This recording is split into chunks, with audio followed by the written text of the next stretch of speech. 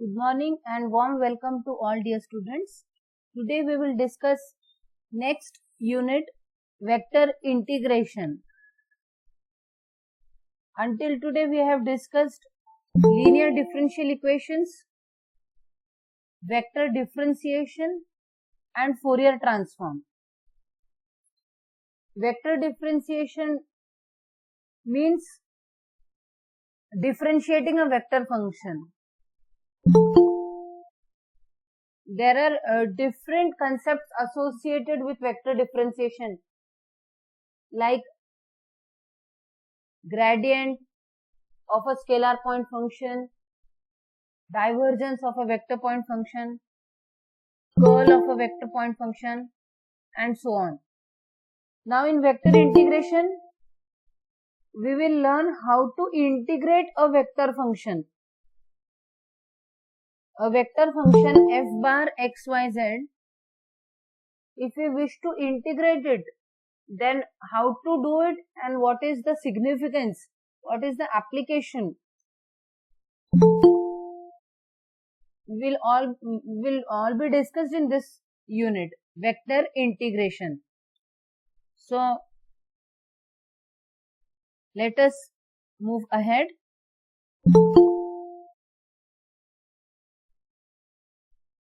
The first topic under vector integration is line integral.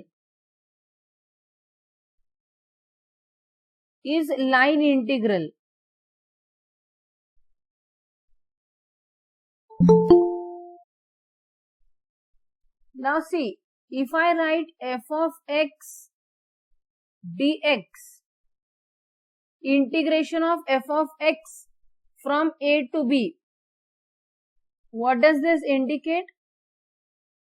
Suppose there is a function, this is x versus f of x.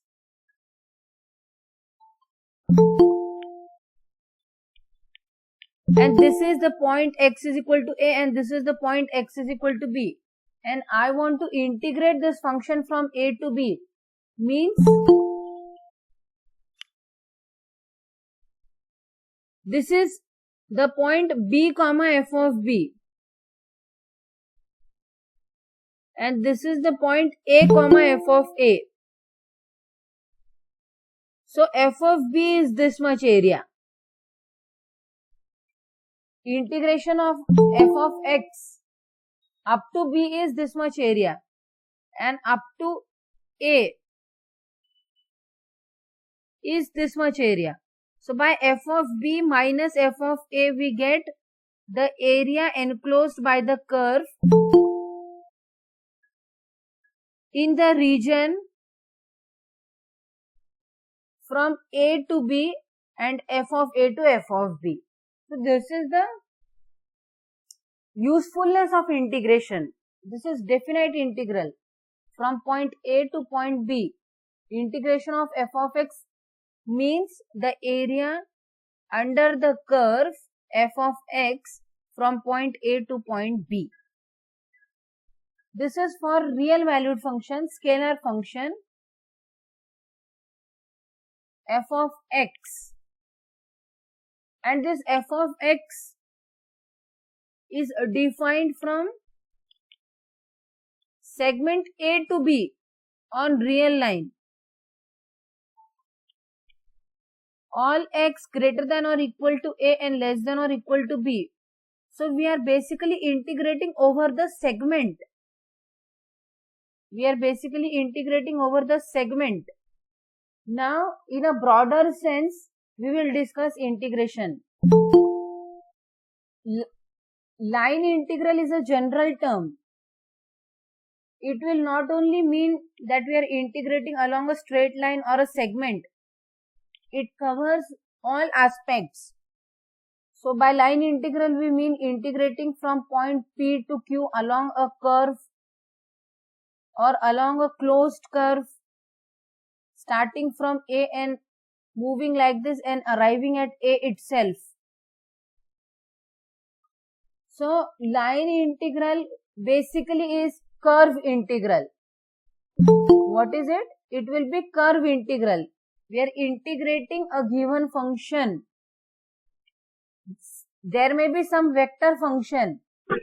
This is vector field, and I want to integrate this function from this point to this point along this path, along the point A to B, along this path, along this path. There can be infinite number of paths between 2 points in a field, and I want to see the effect of the field along different paths joining the 2 points. Then this is what is line integral. So basically line integral means integrating the vector function along a given curve, along any given curve. The curve may be like this, the curve may be like this, the curve could be like this. Curve may have any shape. The curve could be closed curve, square, it could be triangular curve, it could be circular. दिलेल्या vector point फंक्शनचा integration, line integration म्हणजे त्या फंक्शनचं integral along a given curve. Line integral can also be called as curve integral, but this is a standard term. Line integral means integrating along a given curve. The curve may be rectangular, the curve may be square, the curve may be triangle, it could be a circle. So these are curves. और यहाँ के points के लिए vector function f बार का मुझे integration करना है, तो that is called line integral. तो डेफिनेशन अगर हम देखें लाइन इंटीग्रल की, line integral of a vector function f bar along the curve AB is defined as integral of the component. It is integral of the component. Component यानी अंश, isn't it? f bar ही vector field आहे. Line integral along a curve AB. एक curve ले लो AB. इस field में एक कर्व ले लो AB. कर्व की शेप कैसी भी हो सकती है. कर्व स्क्वायर भी हो सकता है, कर्व ट्रायंगल भी हो सकता है. ये भी कर्व्स है फील्ड में, ये भी कर्व है. Curve can be of any shape. तो integral line integral of a vector function along a curve AB is defined as integral of the component of f bar. इस वेक्टर फंक्शन का वो अंश जो along the tangent to the curve AB है. Like for example, अगर suppose मुझे इस curve पे फंक्शन का इंटीग्रेशन परफॉर्म करना है, तो बेसिकली लाइन इंटीग्रल क्या रहेगा, f बार का, f बार ये फील्ड है, f बार का यहाँ के हर पॉइंट के टेंजेंट के डायरेक्शन में उसका कितना कंपोनेंट का integral. Component of f bar along the tangent, her point पे अलग अलग टेंजेंट रहेगी, तो टेंजेंट के डायरेक्शन में इसका कितना अंश है, उन सब कंपोनेंट्स को ऐड करना, उन सब पॉइंट्स को ऐड करना, मतलब इंटीग्रेशन करना, is what is line integral. Line integral की डेफिनेशन समझ में आ गई सभी को. f बार एक वेक्टर पॉइंट फंक्शन है. सपोज उस वेक्टर फील्ड में आपको a से b तक एक कर्व बना लिया आपने. a से b तक अलग अलग कर्व्स हो सकते हैं, ये a ये b. आप इनको ऐसे भी ज्वाइन कर सकते हो, आप इसे ऐसे भी ज्वाइन कर सकते हो, स्ट्रेट लाइन पाथ से भी ज्वाइन कर सकते हो, ऐसे छोटे कर्व्स लेके भी ज्वाइन कर सकते हो. a से b के अलोंग सपोज ये कर्व है और इस कर्व पे वेक्टर का लाइन इंटीग्रल निकालना है, तो it is integral of component of f bar along the tangent. वो इस बीच पे रुक रही है.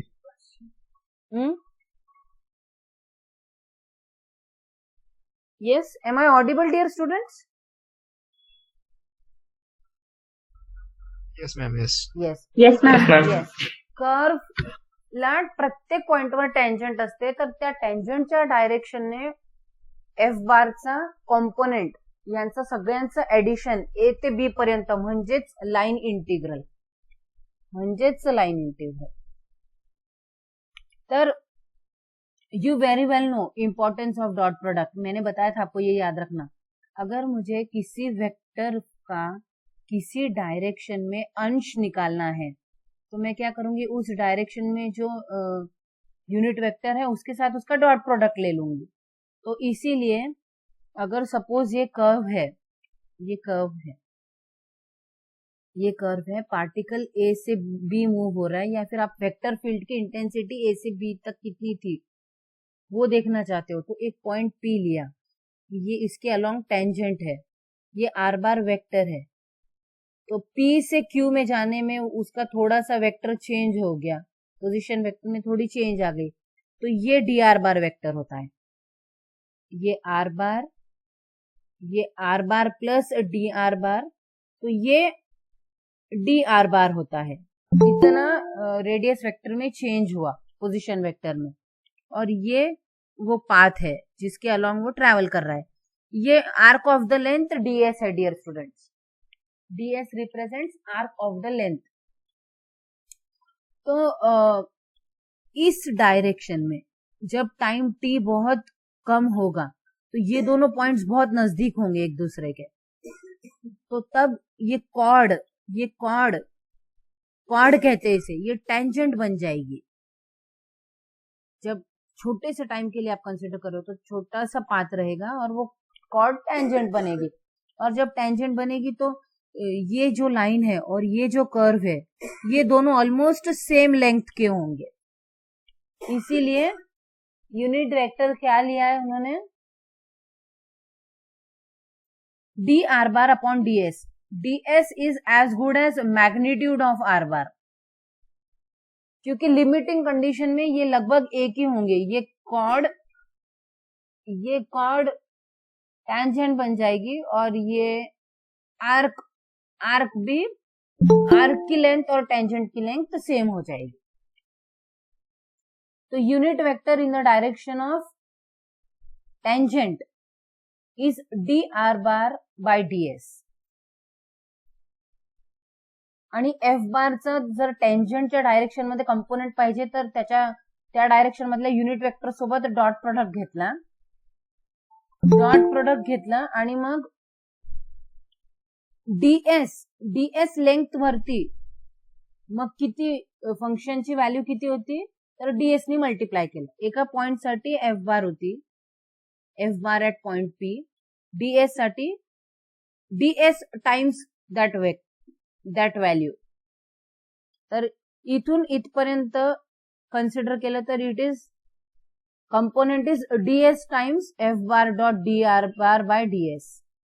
DS cancels and it is f bar dot dr bar. So line integral is of a vector function f bar along a curve C is f bar dot dr bar. त्या कर्वच्या along जे position वेक्टरची definition असेल त्या change of position vector सोबत F बारचा dot product, and this is component, आणि integral of component is line integral. I hope line integral समझ में आ गया आपको. Line integral is integration over the curve C from of F bar dot D R bar. If f bar is a vector point function, then line integral of the vector point function along the curve C is integration over C f bar dot dr bar. तो line integral क्यों सीखना है? क्योंकि line integral से आप work done निकाल सकते हो. जैसे कि for example, if F bar represents the variable force acting on a particle, assume कीजिए एक पार्टिकल है और किसी फोर्स के एक्शन के अंडर वो एक कर्व के अलोंग मूव कर रहा है ए पॉइंट से बी पॉइंट तक. तो ए से बी में जाने में कितना काम हुआ, कितना काम करना पड़ा उस फोर्स को, that is nothing but line integral from a to b. ये कर्व है, line integral from a to b f bar dot D R bar. F force लगाने से उसने उसके पोजीशन वेक्टर में चेंज कितना हो गया, डी आर बार से हुआ. तो F bar dot D R बार ये कंपोनेंट है ए से बी तक, इसका integration, integral of component of F bar along the tangent. तो वर्क डन आप पता कर सकते हो. वर्क डन यानी फॉर एग्जाम्पल, जैसे कि आपके मम्मी ने आपको बोला ये काम आपको करना है, जैसे आपको सब्जी लेकर आनी है, पानी भरना है ना. तो उन्होंने फोर्स किया आपको. बेसिकली बच्चे खुद से नहीं करते हैं, मम्मा को कहना पड़ता है कर लो काम. तो मम्मा ने फोर्स लगा दिया है ना, और आप वो काम करने लगे, तो वो डिस्प्लेसमेंट है. एक फोर्स लगा, मम्मा ने फोर्स लगाया, आप डिस्प्लेस हुए. डिस्प्लेसमेंट का अर्थ यहाँ पर क्या है, आपने काम किया, आप काम करने लगे. मम्मा ने फोर्स लगाया, आप काम करने लगे, और फिर फाइनली क्या हुआ, आपने सब्जी ला ली, आपने पानी भर लिया. वर्क डन क्या रहा, सब्जी का लाना और पानी का भरना. फाइनल आउटकम जो भी निकला, फोर्स लगाने से डिस्प्लेसमेंट हुआ और फिर उसका आउटकम वर्क डन, वो आप लाइन इंटीग्रल के कंसेप्ट से निकाल सकते हैं. फोर्स, कोई फोर्स एक्ट कर रहा है किसी पार्टिकल पे, और वो पार्टिकल मूव करता है ए से बी तक, और वो जो भी पाथ से मूव कर रहा है वो कर्व है, उस कर्व की अपनी डेफिनेशन है, उसका अपना पोजीशन वेक्टर आर बार है. तो वर्क डन आप लाइन इंटीग्रल के कंसेप्ट में रिप्रेजेंट कर सकते हो. ये इसीलिए सीखना है लाइन इंटीग्रल. सर्कुलेशन, सर्कुलेशन में निकाल सकते हैं आप.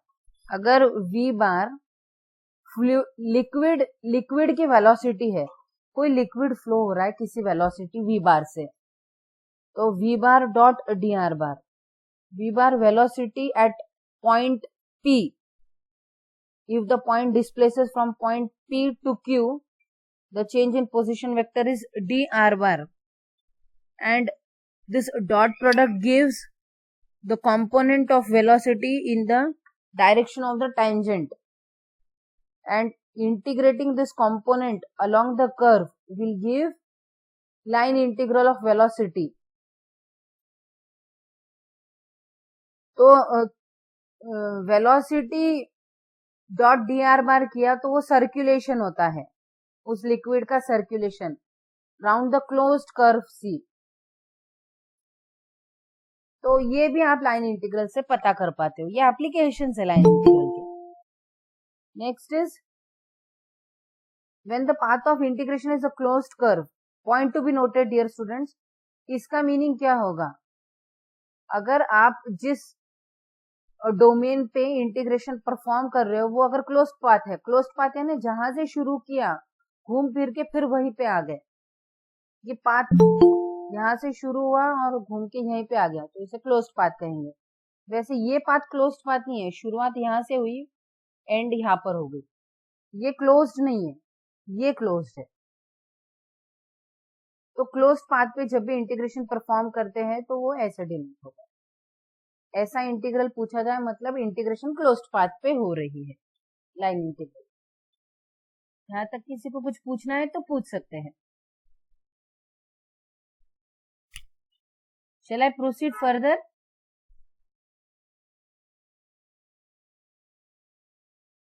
Shall I proceed further? काही विचारायचंय? काही विचारायचंय?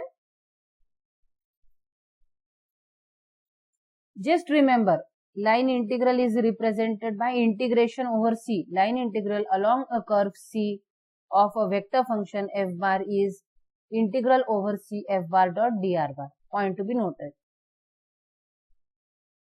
और उसका फिजिकल इंटरप्रिटेशन एक्सप्लेन कर दिया मैंने. अब एग्जाम्पल पे आइए. ऐसे एग्जाम्पल्स पूछते एग्जाम में. If a force f bar equal to 2x square yi plus 3xyj displaces a particle in the xy plane from 0, 0 to 1, 4 along a curve y equal to 4x square. Find the work done. Let us try to understand the question. एक force है, force की definition क्या है? 2x square y. x direction में उसकी definition है 2x square y. y direction में उसका कंपोनेंट है 3xy. z कंपोनेंट में उसका z डायरेक्शन में उसका कंपोनेंट 0 है. मतलब xy प्लेन में ही फोर्स लग रहा है. दो डायरेक्शन में ही फोर्स है, थर्ड डायरेक्शन में नहीं है. तो ये फोर्स लगा पार्टिकल पे, और पार्टिकल ओरिजिन, ये ओरिजिन है xy प्लेन की, x एक्सिस y एक्सिस, ये ओरिजिन. तो वो फोर्स लगाने पर एक पार्टिकल यहां पर बैठा था, वो कहाँ चला गया? 1,4 पे, x कोऑर्डिनेट 1 y कोऑर्डिनेट 4, यहां पर पहुंच गया. लेकिन उसका पाथ, जो पाथ से वो डिस्प्लेस हुआ, वो पाथ की डेफिनेशन क्या है? y equal to 4x square. इस पाथ के अलोंग वो डिस्प्लेस हो गया इस फोर्स के लगाने पर. तो फोर्स को कितना काम करना पड़ा उस पार्टिकल को यहां से यहां तक डिस्प्लेस करने में, वो हमें ढूंढना है. तो we know work done is line integral over c of f bar dot dr bar.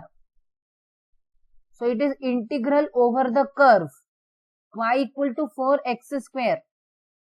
This is f bar dot dr bar. So f bar is already given 2x square yi plus 3xyj. The force is only in two directions, x direction and y direction. This is its xth component, this is its yth component. और वो point xy plane में ही जा रहा है. पहले उसका ये था और वो पॉइंट अब 1,4 पे चला गया. तो position vector of a point in xy plane is xi plus yj. This is position vector of a point in xy plane. What change there will be in the position vector? यहां से यहां तक जाने में तो उसका छोटा सा पार्ट अज्यूम किया है, dr bar यानी small change in position vector. dr bar will be change in x times I plus change in y times j. इसका differentiation, differentiating both sides of this equation, we get dr bar is rate of change of position vector is rate of change of x component times I vector plus rate of change of y, change in y dy times j vector. x में change dx हुआ, y में change dy हुआ. तो dr bar is just dxi plus dyj. Kth component is missing because the particle is in xy plane only. It is not in z plane. Its z component is 0. To be more precise. ये f bar already दिया था, dr bar हमने construct कर लिया. And now dot product. How to perform dot product? a1 b1 gives 2x square y dx. a2 b2 gives 3xy dj dy. This is dot product a1 b1 plus a2 b2.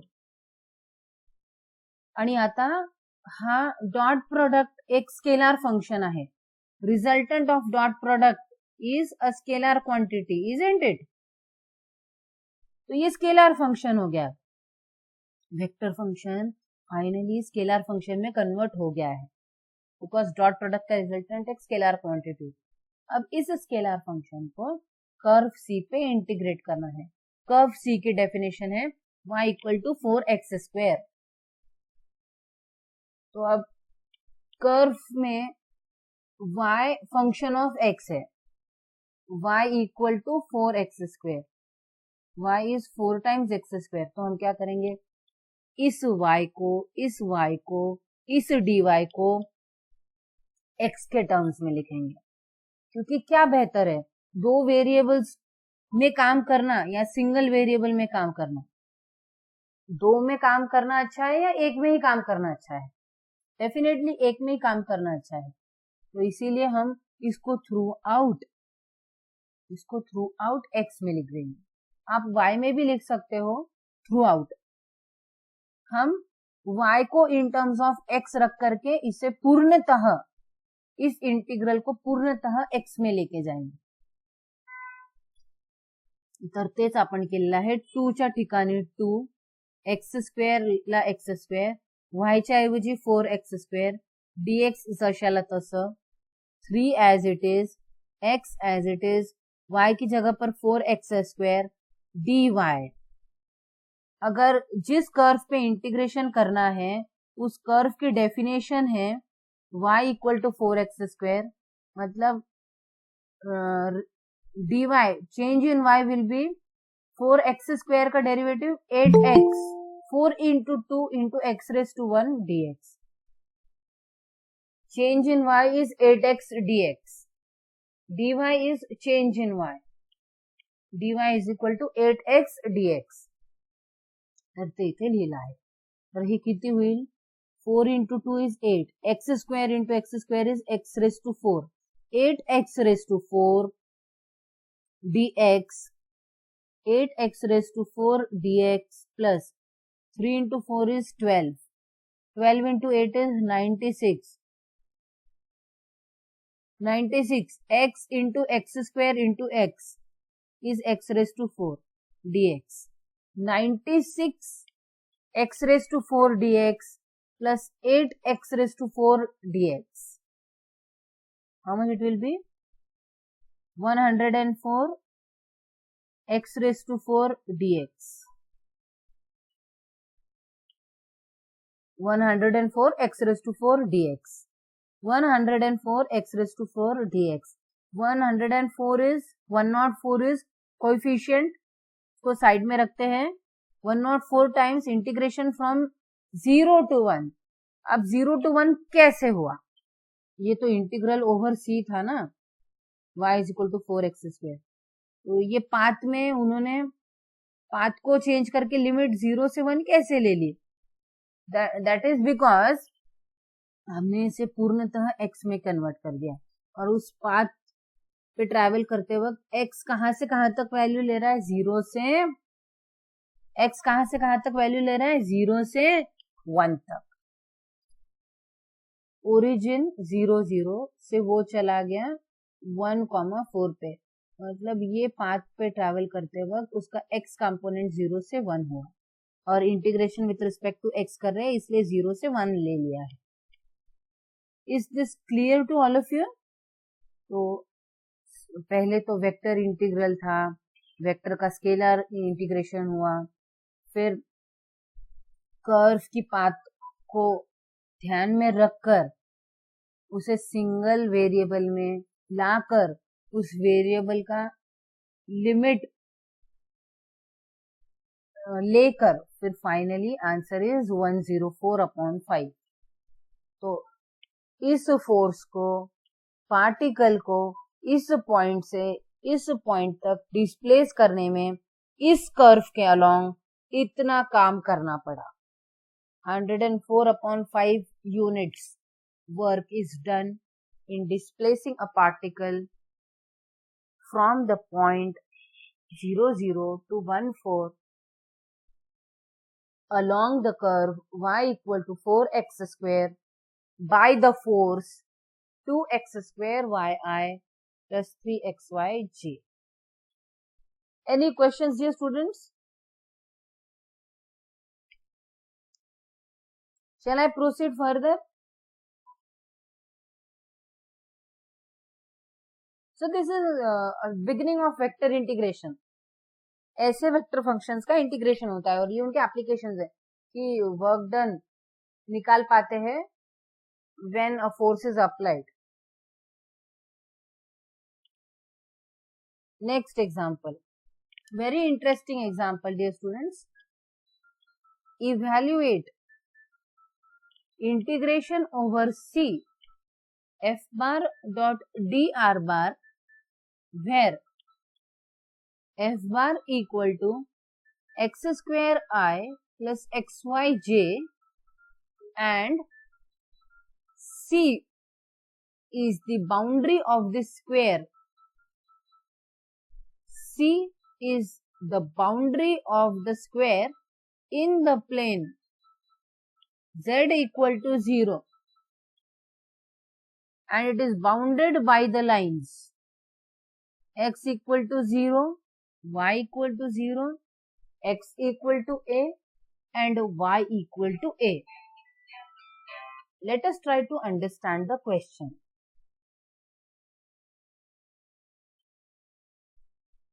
Line integral perform करना है f bar dot dr bar over c. f bar ये vector function है और जिस domain पे integrate करना है वो स्क्वायर है. Square plane z equal to 0 में है. Plane z equal to 0 is xy plane. Plane z equal to 0 is xy plane. जहां पर z 0 है वो प्लेन. xy z में से z 0 कहां पर है? xy प्लेन में. तो प्लेन z इक्वल टू 0 मतलब xy plane. Plane x equal to 0 मतलब yz plane. Plane y equal to 0 मतलब xz plane. Remember dear students, तो xy प्लेन का ही एग्जाम्पल है ये भी. xy प्लेन में एक स्क्वायर है. स्क्वायर को कंस्ट्रक्ट कर लेते. x इज इक्वल्स टू 0 ये ओरिजिन है. x इज इक्वल्स टू 0 मतलब y एक्सिस, क्योंकि यहां पर y 0 होता है ना, सॉरी x 0 होता है. तो ये स्क्वायर जो भी बनने वाला है उसका एक साइड है x इक्वल्स टू 0. दूसरा साइड क्या है? y is equal to 0. x is equals to 0, y is equals to 0. x equal to a, ये लाइन एक लाइन है जिसके लिए x कोऑर्डिनेट कांस्टेंट a रहने वाला है. y चेंज हो सकता है. x constant a, x equals to a, y change होगा. y यहाँ पे 0, यहाँ पर 1, 2, 3 and so on. This is the line x is equals to a. x is equals to a is a line which is parallel to y axis. Remember dear students, point to be noticed. And the line y equal to a. This is the line y equal to some constant a. Y is fixed. Its value is a. X is varying from 0 to a for this line. तो पहले square बना लिया. इस square की boundary, square मतलब boundary होती है सिर्फ ये, इस डोमेन पे इस डायरेक्शन में इंटीग्रेशन परफॉर्म करना है f bar dot dr bar का. xy प्लेन का ही एग्जांपल है. अब डोमेन क्या है? स्क्वायर है. स्क्वायर कहां पर है? xy प्लेन में. xy प्लेन में z 0 होता है. स्क्वायर को कंस्ट्रक्ट कर लिया. x इज इक्वल्स टू 0 मतलब y axis, y is equals to 0 मतलब x axis, x equal to a मतलब ये एक्सिस. तो ये एक साइड हो गया स्क्वायर का. And y equal to a मतलब ये एक्सिस, ये लाइन. तो स्क्वायर जनरेट हो गया. इनका इंटरसेक्शन 1, 2, 3 और 4 पॉइंट. इसने बना दिया स्क्वायर. 1.00, दूसरा पॉइंट A0, तीसरा पॉइंट AA, ये इसका x कोऑर्डिनेट भी A है, y भी A है, और चौथा पॉइंट 0, A. इसका x कोऑर्डिनेट 0 है, y कोऑर्डिनेट A है. तो पहले डोमेन अच्छी से कंस्ट्रक्ट करना. क्योंकि डोमेन अच्छी से बना लेंगे तो काफी कुछ बातें पता चल जाती है. तो लाइन इंटीग्रल परफॉर्म करना है इस वेक्टर फंक्शन का कर्व C के अलोंग जो स्क्वायर है. स्क्वायर की डेफिनेशन ऐसी है. I hope the question is clear. Now let us proceed for the execution. F bar dot D R bar चा integral over C, integration over C of F bar dot D R bar equals to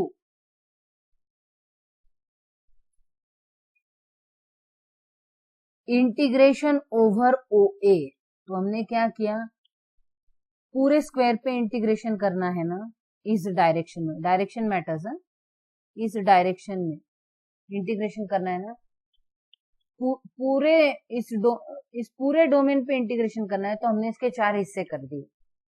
तो सी, ये पूरा सी है, 1 2 3 4 पूरा सी है। तो सी के 4 हिस्से कर दिए, एक हिस्सा ओ ए। तो integration over C is equal to integration over O A, integration over A B plus integration over B C and plus integration over C A, C O of F bar dot D R bar. तो square के हिस्से कर दिए, that is allowed, that is why we could do. अब एक integral को evaluate करना 4 छोटे छोटे इंटीग्रल्स को इवेल्युएट करने के बराबर हो गया है। अब आते हैं ओ ए पे। ओ ए के क्या स्पेसिफिकेशंस हैं? ओ के लिए एक्स कोऑर्डिनेट वाई कोऑर्डिनेट 0, ए के लिए एक्स कोऑर्डिनेट ए है वाई 0 है। तो अलोंग ओ ए, इस सेगमेंट के अलोंग क्या होता है, एक्स तो चेंज हो रहा है 0 से ए, लेकिन क्या फिक्स रह रहा है, वाई। एक्स एक्सिस पे वाई 0 होता है।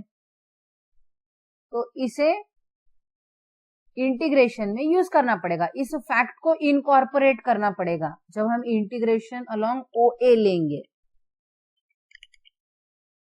तर त्याच्या आधी F bar dot D R bar काढून घेऊयात। F bar is this function, R bar is position vector in X Y plane, it is X I plus Y J, D are bar is D X I plus D Y J. Dot product is X square D X plus X Y D Y, X square D X plus X Y D Y. तो ये ready करके रख दिया है। अब ओ ए के specifications, ओ ए के along Y 0 है, ये वाई 0 हो जाएगा। जब वाई 0 है तो उसमें कोई चेंज होने वाला है क्या, है ही नहीं वाई, तो उसमें क्या चेंज होने वाला है, चेंज भी 0 रहेगा। Y is constant equal to 0, derivative of constant is also 0। तो ओ ए में, ओ ए के अलोंग इंटीग्रेशन करते वक्त y को और dy को 0 रख देते, तो ये क्वांटिटी 0 हो जाएगी और इंटीग्रेशन केवल क्या रह जाएगा, F bar dot D R bar will be X square D X. F bar dot D R bar ची किंमत over O A is just X square D X. So it is only integration of xth component along OA. X is varying from 0 to a, so it is 0 to a. Integral is 0 to a only when we are discussing about integral over first segment OA. x square का integral कितना होता है, x cube upon 3, x cube upon 3। Integration is from 0 to a, upper limit x को a देंगे, a cube upon 3 minus lower limit x को 0 देंगे, 0 upon 3 is 0, a cube upon 3 minus 0 is a cube upon 3। तो OA के along integration finish हो चुका है। OA के अलोंग वैल्यू है a क्यूब अपॉन 3। अब आइए AB पे। AB पे क्या AB के क्या स्पेसिफिकेशंस है, A coordinate a comma 0, B a comma a। तो यहां से आपको पता चल जाता है कि इसमें ए बी के अलोंग x कांस्टेंट है a, y वेरी हो रहा है 0 से a, तो जो कांस्टेंट है ना वो लिखना है। x कांस्टेंट है तो उसका डेरिवेटिव 0 आएगा, मतलब ए बी के अलोंग एक्स ए रखो, dx 0 रखो, ये क्वांटिटी 0 हो गई। एक्स ए रखो, A Y D Y, A Y D Y plus 0 is A Y D Y. और y कहां से कहां तक चेंज हो रहा है? Integration with respect to y हो रहा है। y कहां से कहां तक चेंज हो रहा है? यहाँ पर y 0 होता है, यहाँ पर y a है, तो y is taking value from 0 to a. Integration of y is y square upon 2, a is coefficient, upper limit a substitute करायची, lower limit 0 substitute करायची, and it is a into a square upon 2, that is a cube upon 2. तो AB के along भी integration finish हो चुका है, और AB के along line integral is value is a cube upon 2. OA हो गया, इसके along लाइन इंटीग्रल है a क्यूब अपॉन 3. AB के along लाइन इंटीग्रल है a क्यूब अपॉन 2. अब BC पे आइए, ये हो गया, ये भी हो गया। अब BC पे आइए, BC पे क्या हो रहा है? ये पॉइंट AA है, ये पॉइंट 0A है। यहां से आप समझ सकते हैं x 0 से A चेंज हुआ है, लेकिन y कांस्टेंट है, y is equal to A है। BC के अलॉन्ग जो कांस्टेंट है उसको लिखा, वो कांस्टेंट है इसलिए उसका चेंज 0 रहेगा। ये इनकॉर्पोरेट करेंगे यहाँ पर definition of F bar dot D R one. D Y 0 रखने से ये क्वांटिटी पूर्णतः 0 हो जाएगी। 0 plus anything is the same thing, dot product केवल x bar X square D X हो जाएगा, एक्स स्क्वायर डी एक्स का इंटीग्रेशन। बी सी, बी से सी की ओर direction is important dear students. B से सी की ओर आ रहे हैं तो y कहां से कहां वैल्यू ले रहा है?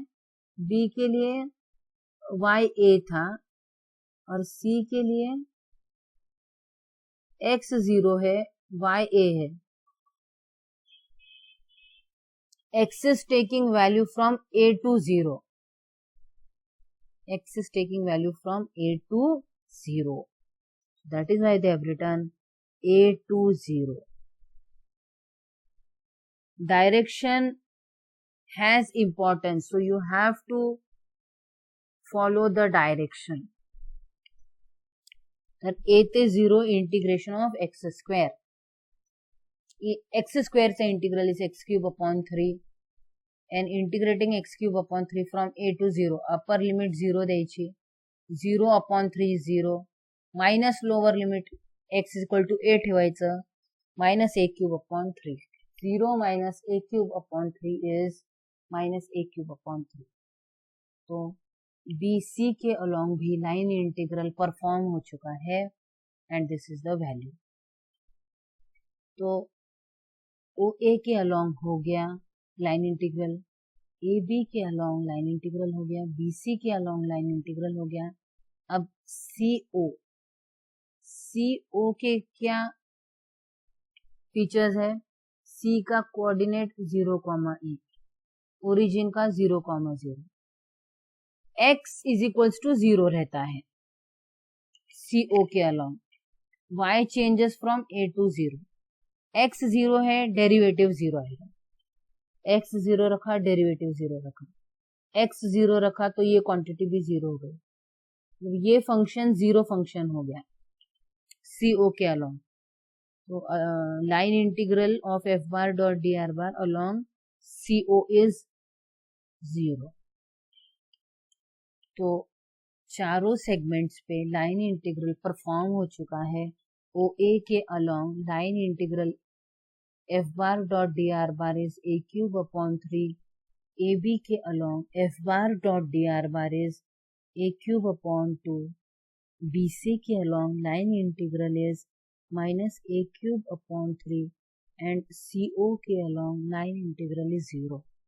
So total line integral along the square C is addition of a cube upon 3 plus a cube upon 2 minus a cube upon 3 plus 0. First and third term equal with opposite signs, nullifies 0 plus a cube upon 2 is a cube upon 2. So, इस vector function का line integral इस curve के along a cube upon 2 है. Line integral represents component. It is integral of the component of f bar along the tangent to the curve C. Line integral is integral of the component of f bar along the tangent to the curve C. Any questions, dear students? Shall I proceed further?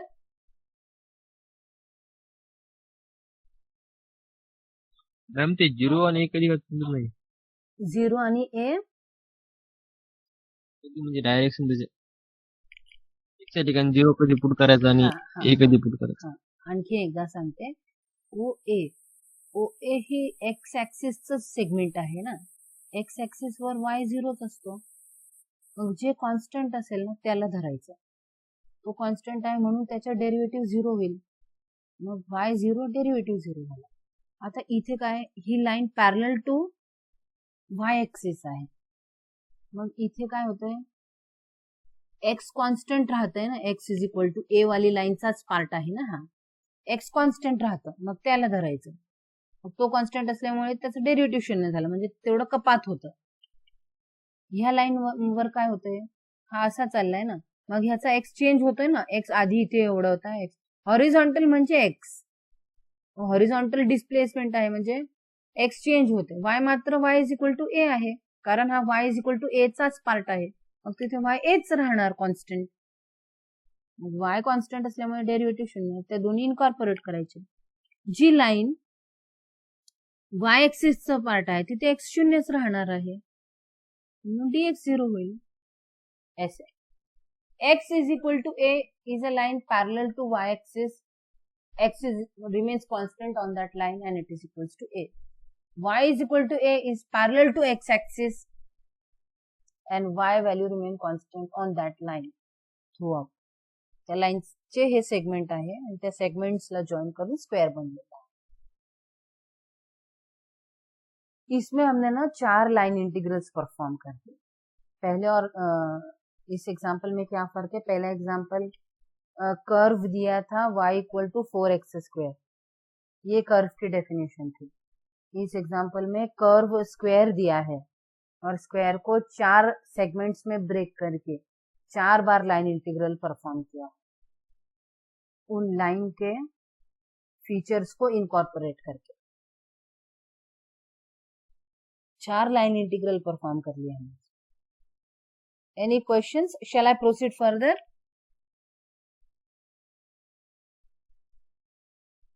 Yes? Yes, ma'am.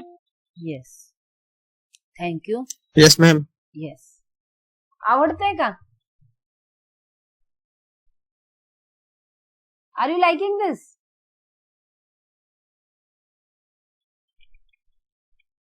Yes, ma'am. Yes. A vector field is given by. एक vector field है, उसकी ये definition है. 2y plus 3 ith component, xz jth component, yz minus x kth component. Vector field की ये definition है. Line integral निकालना है along a curve C. C की डेफिनेशन क्या है, पाथ का एक्स कोऑर्डिनेट, उस पाथ पे जो भी पॉइंट्स है उसका एक्स कोऑर्डिनेट 2t है, y कोऑर्डिनेट t है, z कोऑर्डिनेट t क्यूब है. Time t is from 0 to 1. Time t मैं बोल रही हूं क्योंकि मैं इसे ऐसे ले रही हूं कि कोई पार्टिकल इस पाथ के अलोंग ट्रैवल कर रहा है और t इज इक्वल्स टू 0 से t is equals to 1 start किया और 1 यूनिट टाइम के बाद में वो कहां पे पहुंचा होगा, वहां से वहां तक वेक्टर फील्ड का लाइन इंटीग्रल परफॉर्म करना है. Is this clear? Question clear है? एफ वेक्टर फील्ड है, उसकी ये डेफिनेशन है और कर्व के अलोंग लाइन इंटीग्रल निकालना है. कर्व की डेफिनेशन है x coordinate 2t, y coordinate t, z coordinate t क्यूब. तो अगर ये कोऑर्डिनेट्स है तो पोजीशन वेक्टर कैसे रहेगी, 2t times i plus t times j plus t cube times k, ये उसका पोजीशन वेक्टर, उसकी पोजीशन दिखाने वाला वेक्टर। तो F bar dot D R बार परफॉर्म कर लेते हैं। अब एक्स वाई जेड प्लेन में है वो पाथ जो भी है वो एक्स वाई जेड प्लेन में है, क्योंकि उसका एक्स वाई जेड तीनों भी कोऑर्डिनेट्स की डेफिनेशन दी है, 2t t t क्यूब। तो पोजीशन वेक्टर क्या रहेगा, X I plus Y J plus Z K. So F bar dot D R bar will be, D are bar will be change in x dx times I, change in y dy times j, change in z dz times k. So dot product will be a1 b1 2y plus 3dx plus a2 b2 xz times dy plus a3 b3 yz minus x times dz. So this is dot product f bar dot dr bar. Dot product का integration over सी path, जिसमें x 2t है, y t है और z coordinate t cube है। तो ये x y और z t के टर्म्स में है, उनको डिफरेंशिएट करके dx differentiating both sides with respect to t, derivative of x with respect to t, dx by dt is equals to 2t का derivative 2, dy by dt t का derivative 1, dz by dt will be 3t square, dx dy dz निकाल लिया, f bar dot dr bar निकाल लिया है। x y z तीनों भी t पे डिपेंड कर रहे हैं, तो उनको t के टर्म्स में हम लिख सकते हैं। तो what we are trying to do is converting this all quantities into single variable t. x y z तीनों t के टर्म्स में दिए हैं, तो हम इस जो भी वेरिएबल्स है उनको तीनों को एक इसमें कर देंगे ताकि इंटीग्रेशन आसानी से परफॉर्म हो सके। तो 2y प्लस 3, y की कितनी वैल्यू है t, 2y प्लस 3 हो गया 2t plus 3 plus 2y plus 3 dx, dx की वैल्यू क्या है 2 dt, change in x is 2 times change in t, dx को रख दिया 2 dt plus x is 2t, z t cube, dy is 1 into dt, so dt plus y को रखा t और z को रखा t क्यूब, तो हो गया t raised to 4, t into t raised to 4 is t into t cube is t raised to 4 minus x को रख दिया 2t, dz is 3t square dt। तो x y z में फंक्शन था, इंटीग्रैंड फंक्शन था, उसको t में लेकर गए और अब ये स्केलर का इंटीग्रल हो गया है, स्केलर फंक्शन का इंटीग्रेशन, वेक्टर से इजीली स्केलर में आ गए। तो ये कर्व में ये पूरा t में कन्वर्ट कर दिया है। t कहां से कहां तक चेंज हो रहा है, 0 से 1 पर। ये कर्व यहाँ पर t इज इक्वल्स टू 0 और यहाँ पर t इज इक्वल्स टू 1 है एंड पॉइंट पर, a से b तक c curve. t is taking value from 0 to 1, so integral runs over 0 to 1. So let us perform this. This is 2 into 2 is 4, 4t, 4t का integral is 4t square upon 2 plus 6 dt, 6 का integral is 6t 2t raised to 4 का integral is 2t raised to 5 upon 5. t raised to 4 into 3t square is 3t raised to 6 by law of indices. So this is 3t raised to 6. 3t raised to 6 का integration 3t raised to 7 upon 7 minus 2t into 3t square is minus 6t cube. minus 6t cube का integration minus 6t raised to 4 upon. तो इस part का integration with respect to t हो गया है, limits देना बाकी है. It is from 0 to 1 and now upper limit is 1. 1 रखना मतलब t को 1 रखा 4 upon 2, t को 1 रखा 6, 4 upon 2 is 2, 2 upon 5, t को 1 रखा 3 upon 7, t 11 ठेवलं minus 6 upon 4, minus 6 upon 4 reduces to 3 upon 2 and this total value is 7.32857. So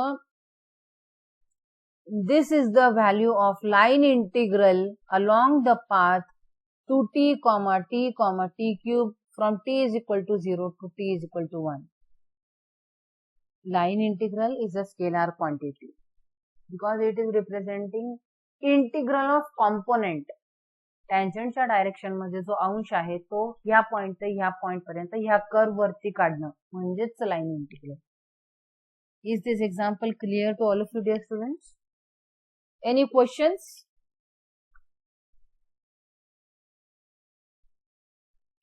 any questions?